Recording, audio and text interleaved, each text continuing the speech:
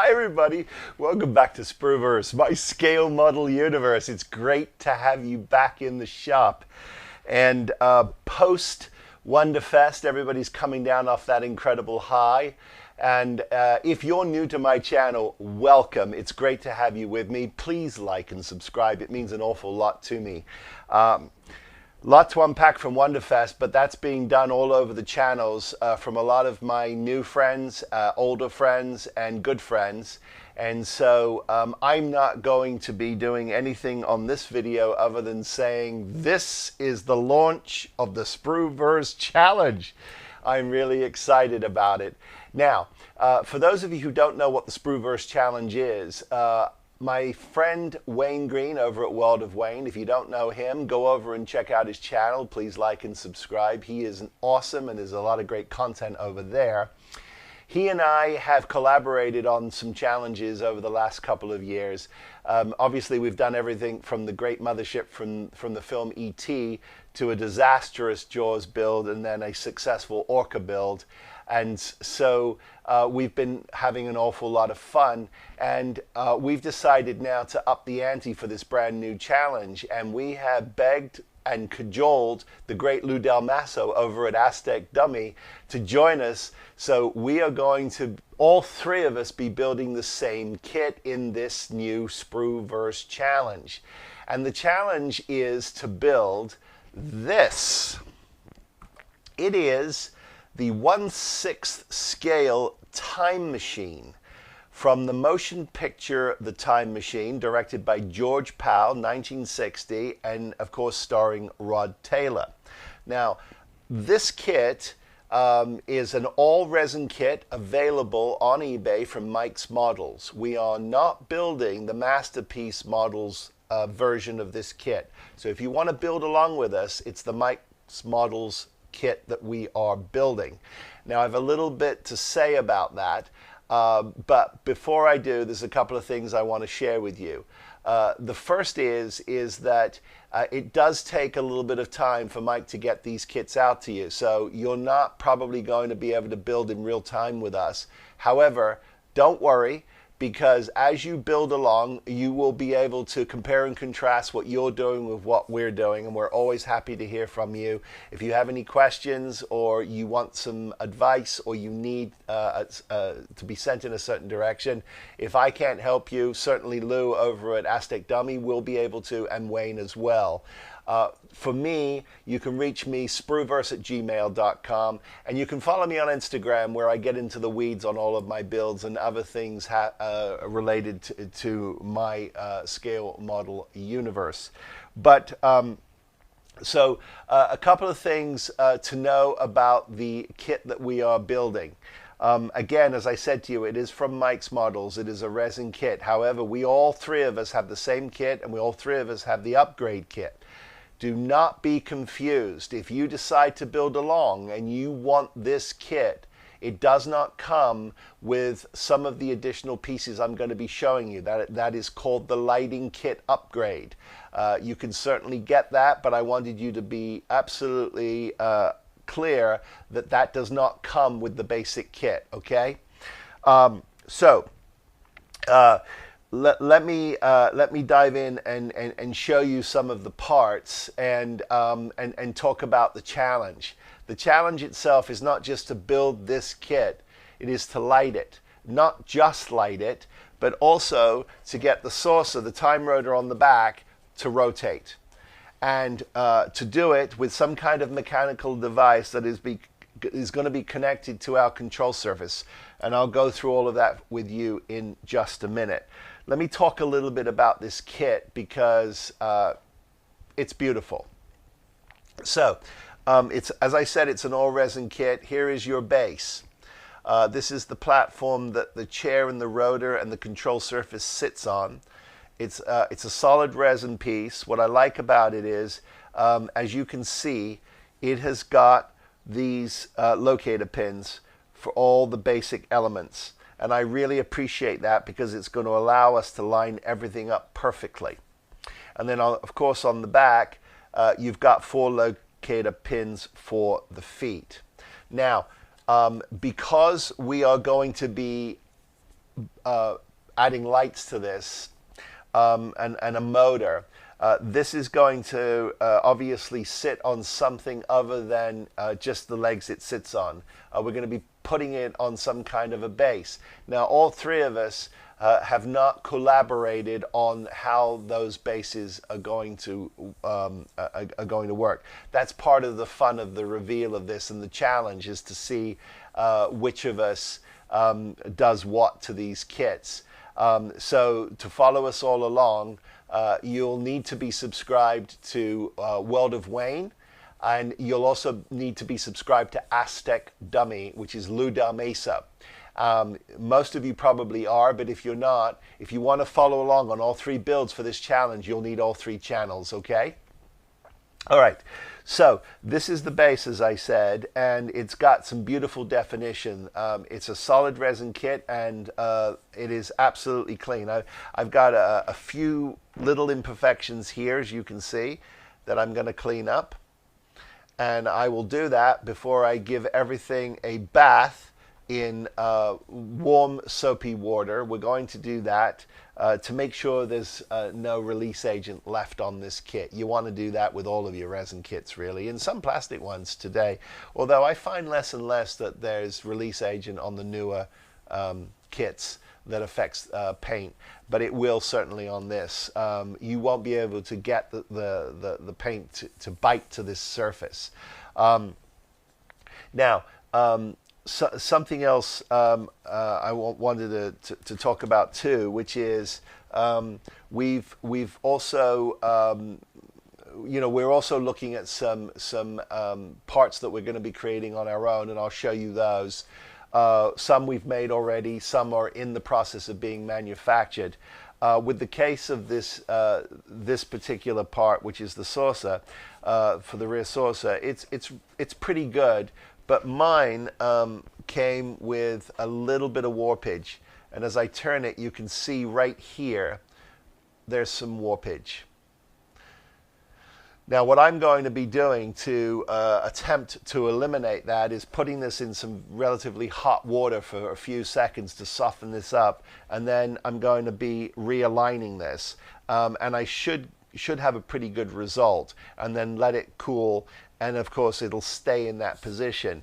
However, I understand that Lou has a subscriber or a friend who is working on a 3D resin print of this for us, and that might be a better way to go, because what we don't want to have when this rotates is wobble. It just won't look nice. So that's something to consider. Now, as we go through everything, I'll try to remember a lot of things. If you have any questions, leave a comment or hit me up, as I said, on my Gmail account, and I'm happy to sort of share with you any information I have. And likewise, if you have any thoughts about this or suggestions, throw them our way. I really appreciate it.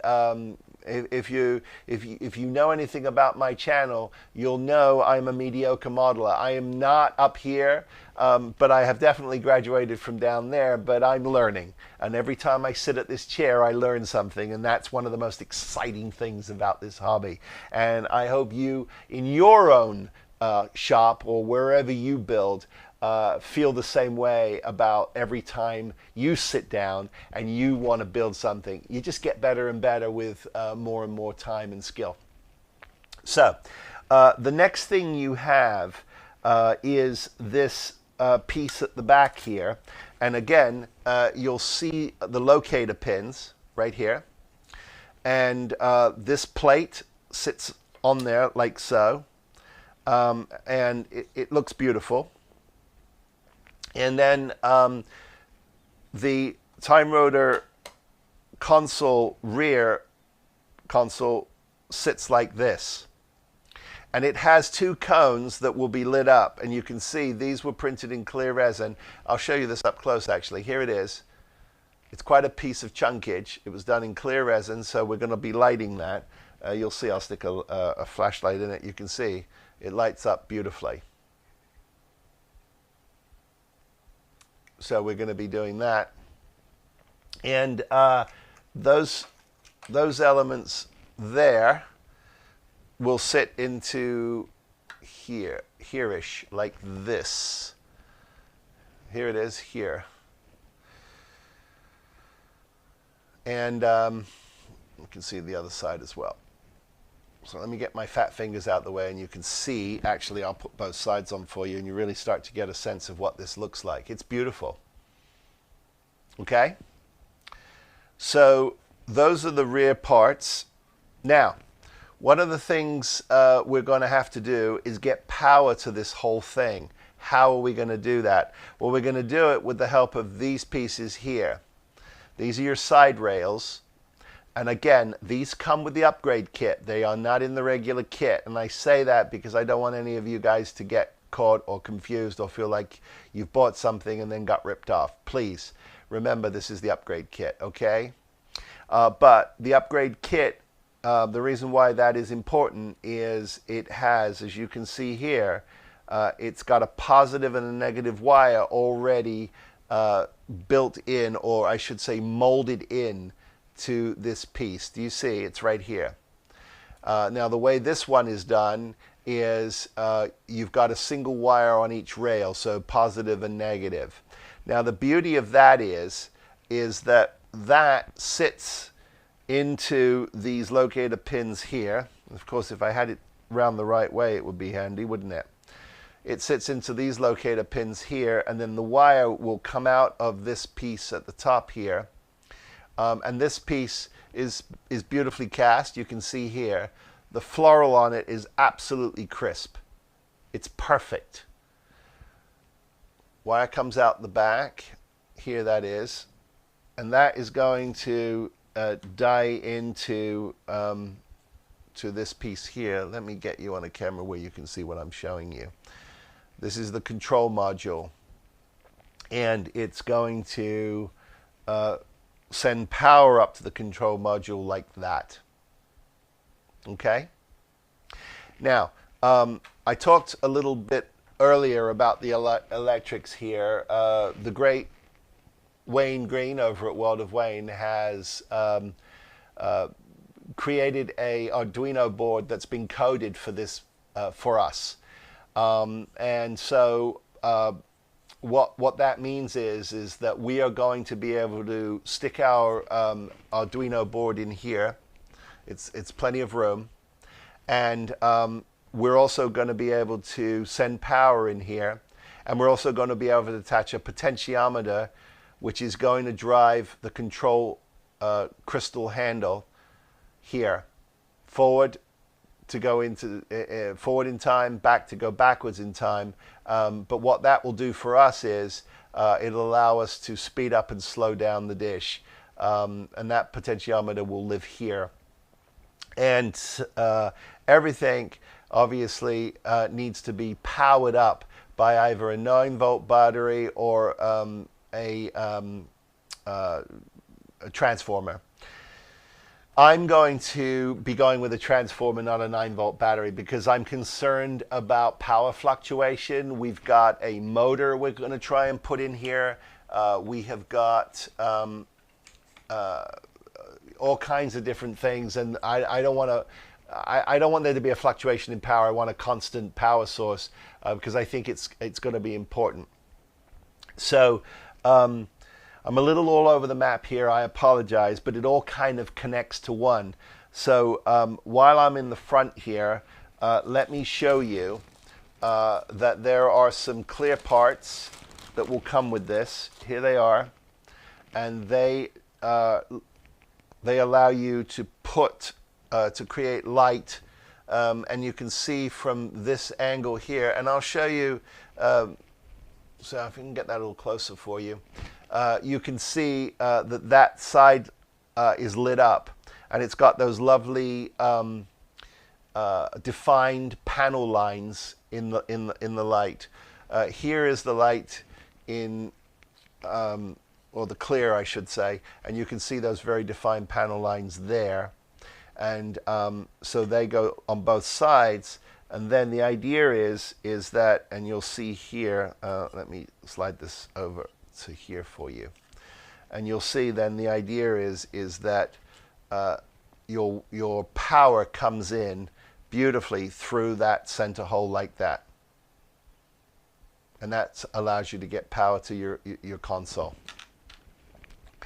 And as luck would have it, Lou has kindly made some Aztec dummy masks for us, so we will be able to really get crisp lines on all of these panels here and these elevated pieces. So that's going to be terrific. Okay, you can see we've got day, date, day, month, and year as is in the film. We've got our lights on the top here, obviously yellow, red, and green. And you can see, as I showed you, the slot for our potentiometer. And this has been designed in such a way to allow you to light it. So that's really exciting. You can see all the rivets on this. A little bit of cleanup here, but nothing major. So that's your front piece. And you can tell there's a little bit of sort of steampunk going on here, Victoriana, which I really love. I love that era. So lots of opportunity here for dry brushing and creating some interesting stuff. Now this is all black, but we'll be putting some highlights in here and some shadows just to sort of help it and make it look as cool as we possibly can. Now, going to the rear again, this is one solid piece of resin, okay? Here it is. It's beautifully cast. It's very clean. There's not much cleanup to do here. But the challenge here is we need to get a motor in here with a rod that's going to go to a bevel gear, okay, that's going to live in the top of this. So the pieces that come with this are already pre-molded, and they're quite nice. Okay, here they are. Here are these pieces. A little bit of cleanup and flash here, you'll notice. And these two pieces need to be, we're going to need to cut those. You wouldn't if you were just doing a static model, which is perfectly fine, by the way. You don't have to do what we're doing. If you don't feel comfortable with it, don't ruin your model or try to go out of your comfort zone if you don't want to. Build the static model. It's going to be beautiful. And you do get all the decals and everything you need to do that. So don't feel like you have to do this. If you want to build it statically, that will be awesome, and you're going to have a beautiful kit. Now, because we are going to motorize this, one of the discussions we've had is that these resin pieces might not handle the torque of all of that. So what we have done is we have sourced a metalsmith who is going to be building all of these parts for us in metal.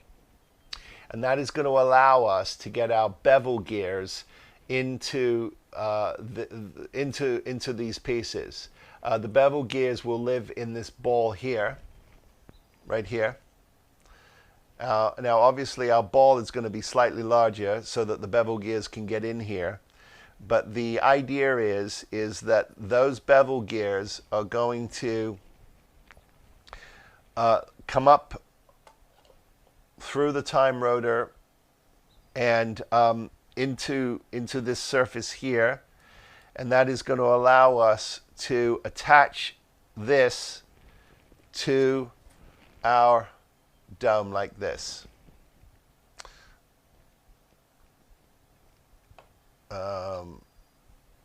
Let's see here.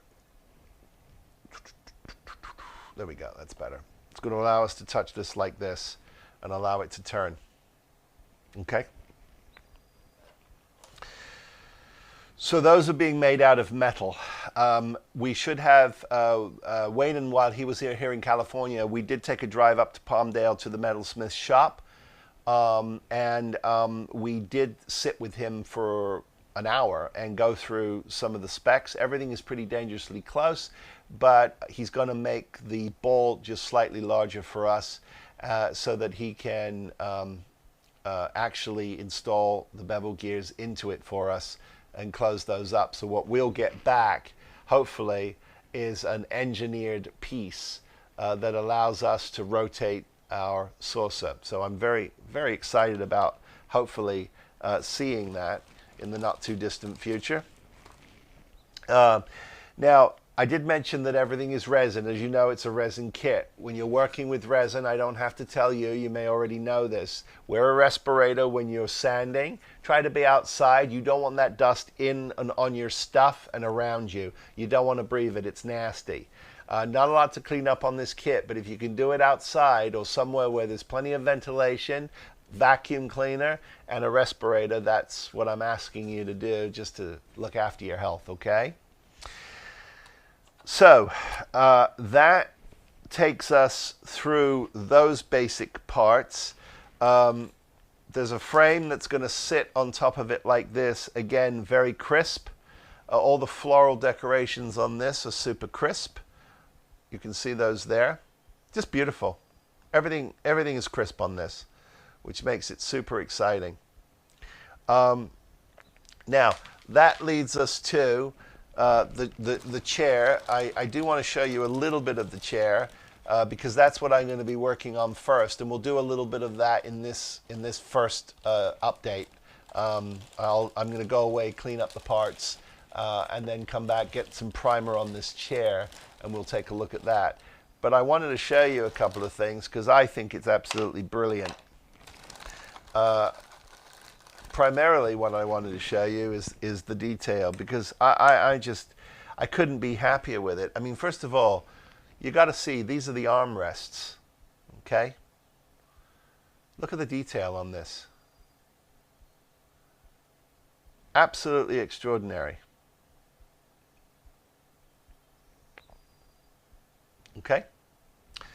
Here are the side pieces. Look at this. Super crisp.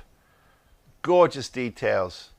Just a little bit of flashing here that we have to get cleaned up, like in here, which I'm going to be doing. Just going through, cleaning everything up. But it's beautiful. It's absolutely beautiful. So we'll be doing that this morning as well.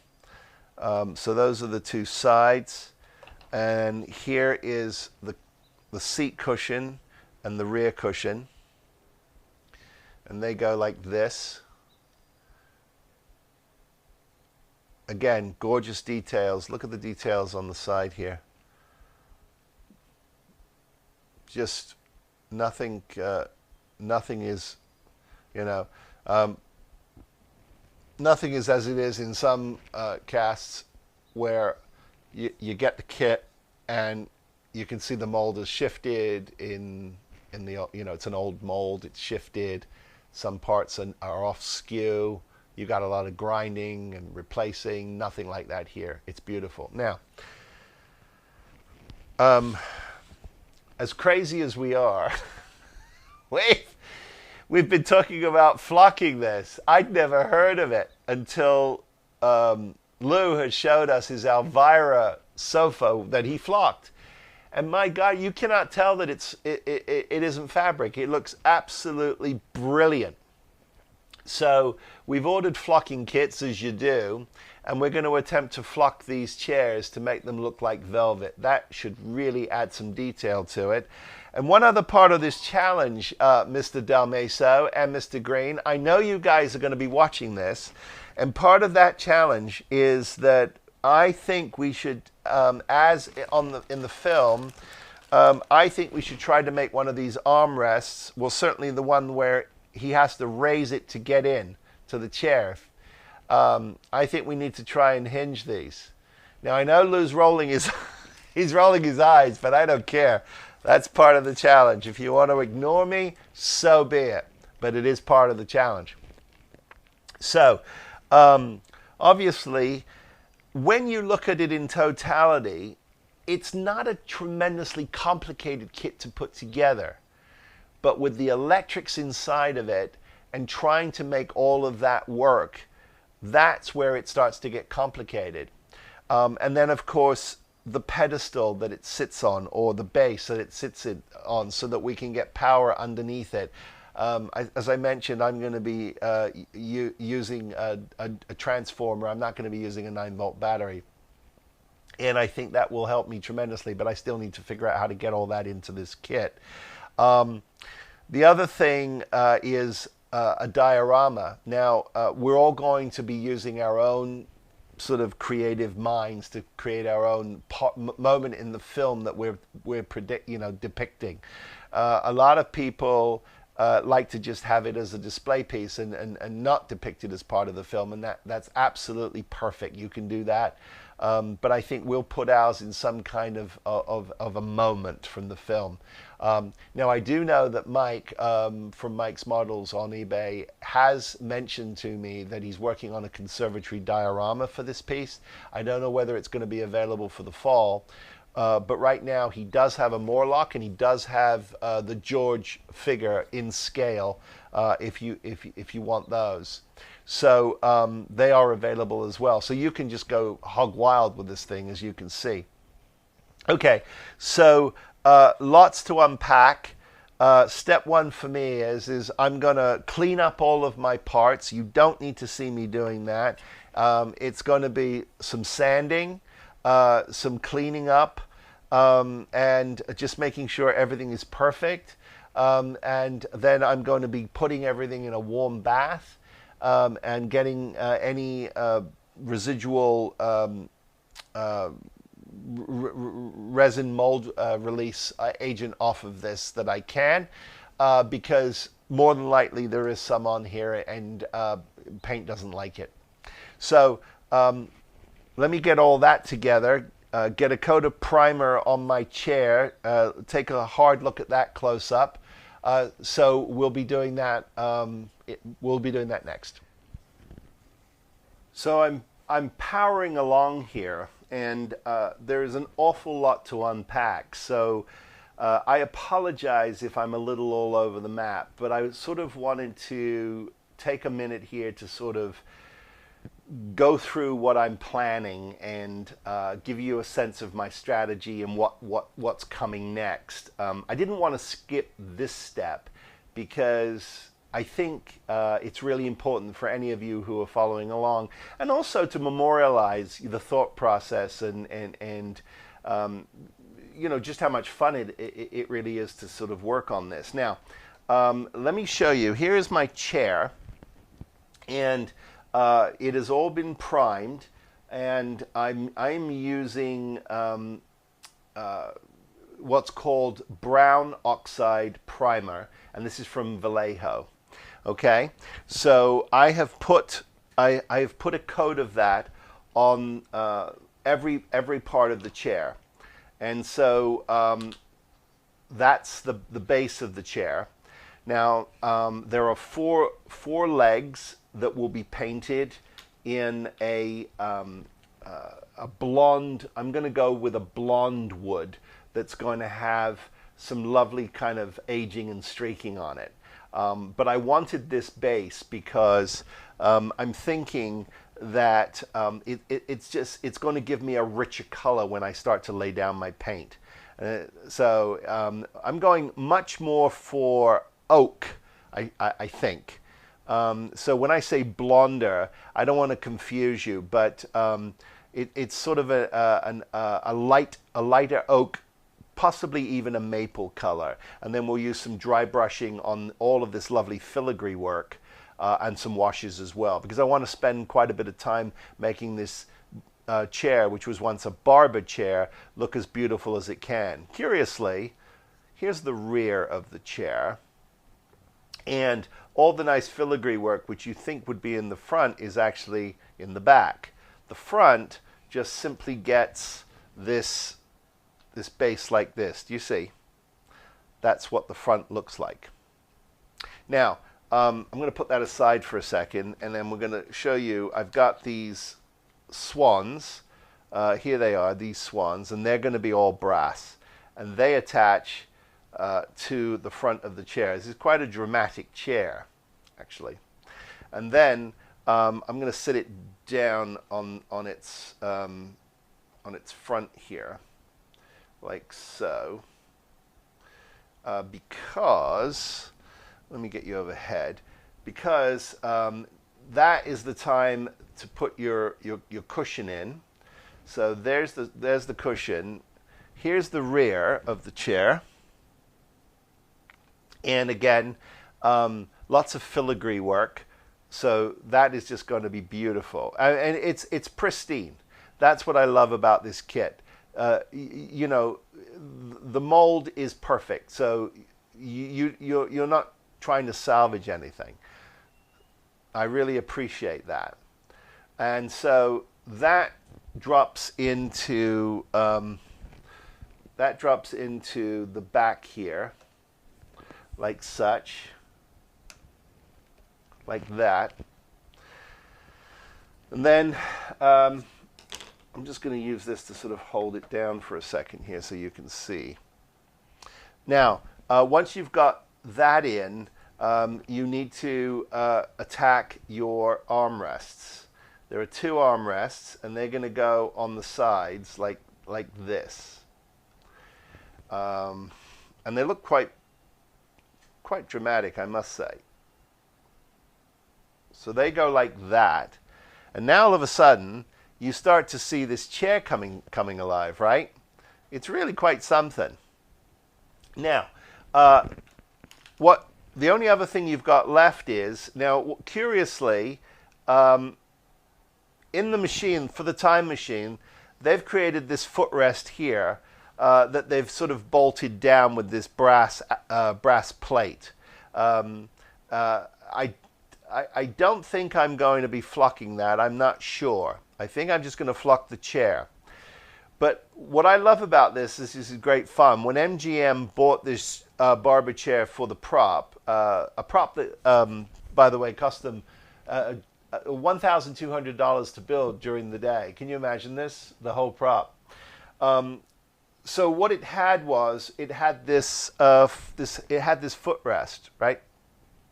And the cushion side of it would sit down on the floor, and your feet would rest on this grating, because obviously you don't want to get your cushioning dirty. So your feet would lie on this plate, and that plate would have sat there originally. See, you can see that makes perfect sense, right? But now they turned it at the studio into a headrest, and it now lives up here like this. Makes perfect sense. It's kind of fun. So that makes the chair whole, except part of the sprueVerse challenge is, in the film, Rod Taylor lifts up the arm so he can get in. Okay, he lifts this arm up. So the challenge is to hinge this kit, or these arms, because they are not hinged in the kit. Now, curiously, as you can see from the model here, if you're shooting across, Rod Taylor would have climbed in from the rear. So I don't know if both sides are hinged or just one side. Now, obviously, George Powell, the director, asked him to go around the back and climb in, because it's a lot prettier to shoot it that way than it is to have him step in front of you. It doesn't make any sense, right? Although today we have so much more agility with our camera equipment that we could have probably done that a lot more, rather than just a master, a medium, and a close-up, which is kind of how they directed back then. But anyway, so I have sourced from Tambee, T-A-M-B-E-E, on Amazon, these jewelry bucks hinges, and I think they're sort of perfect, and they close completely. Do you see? Isn't that fun? So that is perfect. Now the idea here is that we're going to remove this piece of material right here. The hinge is going to sit on it flush like that, and the back of it I will attach to the rear of this chair. like this. So it'll sit like that, and then it will open up like that. And I think that is enough of an angle to illustrate the fact that you could lift this up. Now, this one's kind of loose. I do have, I actually have stiffer ones in the bag here. But a bag of these hinges will just cost you $10, so they're well fit. Yeah, this is much stiffer. So anyway, that's going to work a charm. And I haven't decided whether I'm going to hinge both sides or just one side. Most likely I'll do both, just to give it, give it that symmetry. But that will take care of one of the sprueVerse challenges, which is to hinge the armrests. So that takes care of the chair. So let me ever so gingerly remove this, put the armrests down, because you don't want to snap anything. It's quite fragile. And let me take off the back here, and that takes care of the chair. Now, I am, as we speak, I am painting, they're drying. I've got my surround and my side rails painting black, and then I'm going to paint them in the brass color. Now, if you get the upgraded lighting kit that comes with this, you will get, and let me come over here and pull them because they're drying. They're actually probably dry. You will get these side rails with wires already in them. Now what I've done is I have I've put one side as my red and one side as my black, my hot and my neutral, and they will appropriately get attached to here and allow me to light the model. So, and they're going to be painted in brass, so that takes care of that.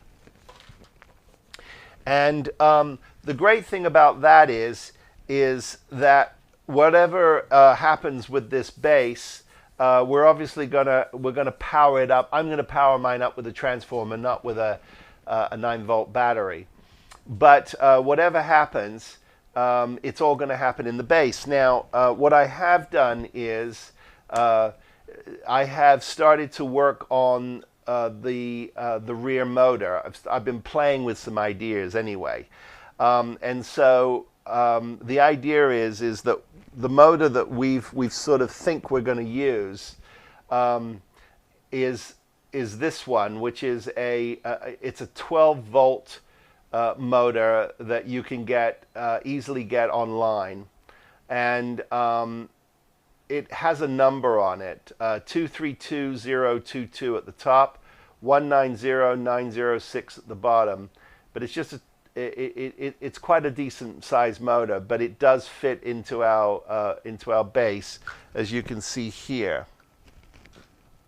Now, what I have got here is just a piece of resin that I've managed to source from another kit, and that I found holds the motor perfectly, and then that sits into the base here like such, and then hopefully we can drop our shaft through there. But I'm still working on the mechanics of that, because it's a little loud, and it's not turning nicely.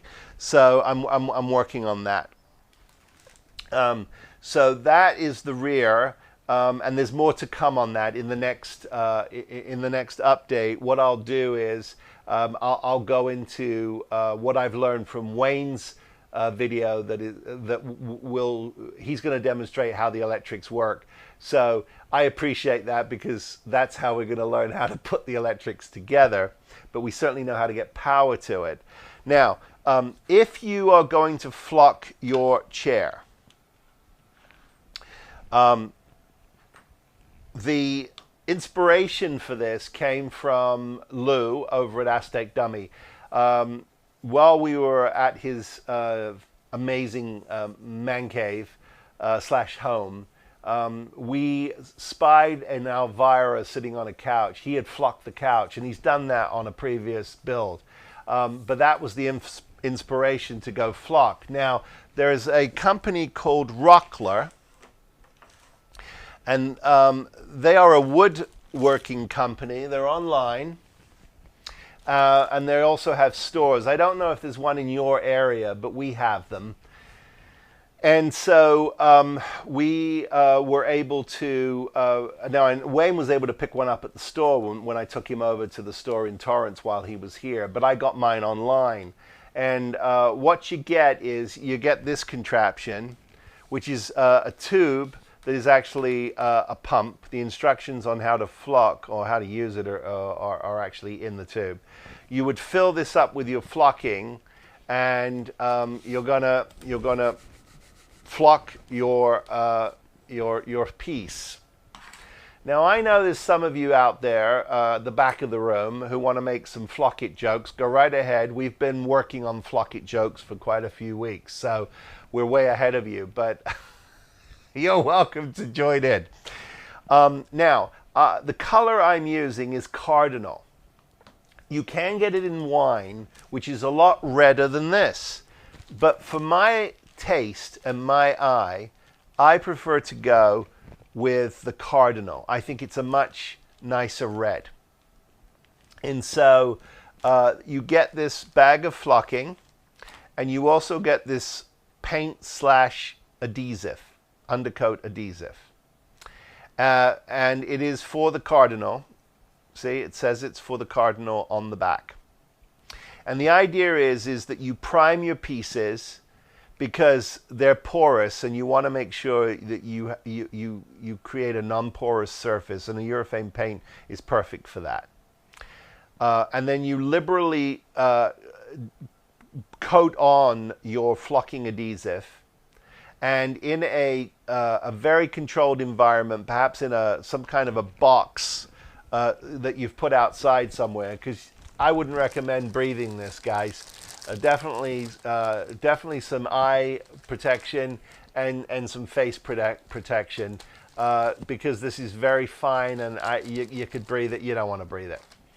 And you go to town and you get this flock, not dissimilar to the way you would do a landscape for HO railway, right? You put your PVA down, and then you'd sprinkle over your grass, and then you let it dry. Same principle here. You got to make sure you've coated it thoroughly, and you got to make sure you've evenly flocked, and then you don't touch it. They say for 15 hours. I'm recommending 24 just to be sure. And then if you've got any patches or holes, you can pick those out with a toothpick and put a little bit of flocking into it. You don't want to try and do that before it's dry. You'll get a lumpy surface, and it won't look natural. So that's what we're doing. We're flocking. So there's flocking coming, and I'm definitely going to shoot a video of the flock, because you gotta, right? You gotta see us flocking this. In case it fails miserably, then you can all laugh.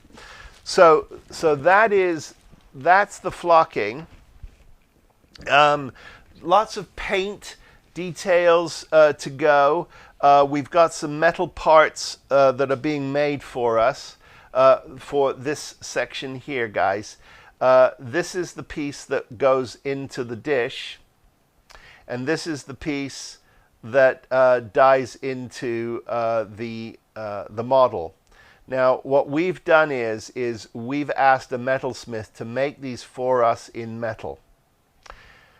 And that's what he's doing, and they'll have holes in them so that our bevel gears can come through into this sphere here. Now this sphere needs to be slightly larger because our bevel gears have a 3mm bore, but they are the smallest ones that we believe we can find. Now, I don't think you can find them smaller. I know Wayne tried, but that is what we're going to do. Now, it almost fits in here, but it doesn't quite. So this ball doesn't have to be that much bigger, but it won't. You won't notice it. And so our bevel gears will go in there. And the idea is that the motor turns the bevel gears, and this will freely turn our saucer in the back. Now, the only other thing I will say about that saucer is that I believe Uncle Lou is printing us new saucers with an STL file he has gotten from one of his great subscribers. This is beautifully done, don't get me wrong, but if you're going to use it for a static model, it's perfect. But if you're going to try and get it to rotate, it's out of round. Now, we've talked briefly earlier on about how you can put this in warm water, and I'm certainly going to try, just in case, for whatever reason, I have to use this, but I don't think I will. But if I do, the idea is you put this in hot water to soften it up, and then try to get this back into round. But I'm looking, and I can see there is a couple of places where it is just warped right here. So it can be reset, but I don't know how successful I'm going to be. And if this is out of round, it won't spin nicely. And Lou has printed a new saucer, and he tells us that it's true and it spins in round. So that's great news. So I'm praying I'm going to get a hold of that. So that is all of that. I've got a lovely bag of electrics here that have come from the great Wayne Green over at World of Wayne. And I'm going to be following along his video to make sure I connect everything correctly. We should be off to the races. As I mentioned briefly earlier, putting the kit together is not that complicated. Painting it is going to be a bit of a challenge. Getting all the decals and the masks on is going to be a challenge. And of course, getting it all wired up is going to be a challenge. So lots to do, but I wanted to use this video just to kind of show you where I am and show you the thought process and show you what I have to do. And again, it's a little all over the map, I apologize, but there's a lot of moving parts here. But that will do it for this, my first update of the sprueVerse challenge. This is the 1/6 scale time machine from the 1960s movie The Time Machine, starring, of course, Rod Taylor, directed by George Powell, put out by MGM Studios. The kit comes from Mike's Models on eBay. Be patient with him. If it's not listed, it will be. He's a one-man band, and he does a first-class job. He's a great communicator, but if he doesn't have it up for sale, he will. He knows now that we're building these, and he can expect an onslaught if you guys want to build along too. Okay, check out World of Wayne, Wayne Green's channel. Check out the great Lou Del Maso, excuse me, I apologize, Lou. His channel, Lou Del Maso, he is the Aztec Dummy. The three of us are doing the sprueVerse challenge. I hope you follow along on this journey. If you like the content, please like and subscribe. It means an awful lot to me. Until we meet again, I wish all of you well, be safe, build something, and I'll see you next time. Take care, everybody.